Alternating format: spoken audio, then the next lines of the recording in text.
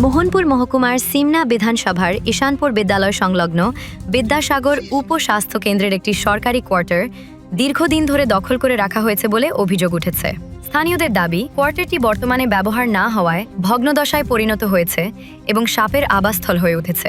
অভিযোগ, ওই কোয়ার্টারটি একজন ডাক বিভাগের কর্মীর দখলে রয়েছে, যদিও তিনি বর্তমানে সেখানে বসবাস করেন না। এলাকাবাসীর দাবি, সরকারি সম্পত্তি দীর্ঘদিন অব্যবহৃত ও দখলে থাকার বিষয়টি প্রশাসনের তদন্ত করে প্রয়োজনীয় ব্যবস্থা নেওয়া উচিত। তবে এই অভিযোগের বিষয়ে সংশ্লিষ্ট ব্যক্তি বা প্রশাসনের পক্ষ থেকে এখনো কোনো আনুষ্ঠানিক প্রতিক্রিয়া পাওয়া যায়নি। এই বছর যে আছে ওনার কি নাম? এসব কি কি কোন দপ্তর আসলো এখন তো নাই বুঝে যাকে এমনি একটা আইন অক্ষরহীন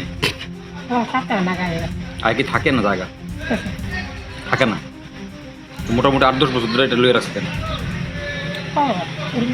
এই কোয়ার্টারটা কোন দপ্তরের?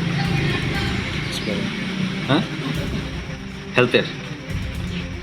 তাই কেন সপ্তাহ মানে কিছুদিন পরে পরে আইয়ে না অনেকদিন পরে কয়েকদিন আগে আইছে?